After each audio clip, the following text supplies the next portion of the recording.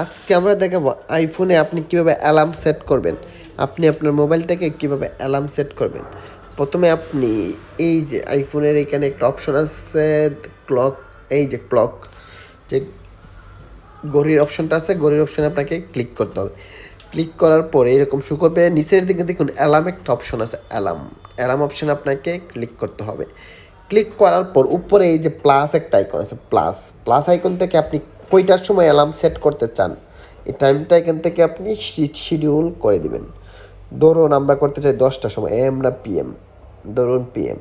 এরপরে কত মিনিটটা এখান থেকে আপনি সিলেকশন করে দিবেন।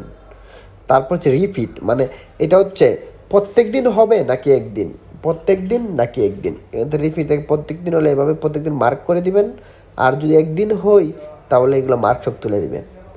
ওকে, তুলে দেওয়ার ব্যাকে যাবেন, যাওয়ার পর কী নামে, মানে অ্যালার্মটা কোনো নাম দিয়ে রাখতে চান, যে এই নামটা আপনার, যেমন আমি ধরুন ঘুরতে যাব, একটা ডেমো দিলাম আর কি। ওকে, তারপর হচ্ছে র্যান্ডার সাউন্ড কি চেঞ্জ হবে এরকম। তারপর সেভ, এই যে উপরে সেভ, খেয়াল করুন আমাদের এই যে 3 নম্বরটা ঘুরতে যাবো দিয়ে একটা অ্যালার্ম সেট হয়ে গেছে। এখন আমাদের টাইমে যদি হই তাহলে অটোমেটিক এই অ্যালার্মটা বেজে উঠবে। ওকে, তো আমরা অ্যালার্মটা অফ করে দিলাম। ওকে, এভাবে আপনি খুব সহজে একটা অ্যালার্ম সেট করতে পারবেন আইফোনে।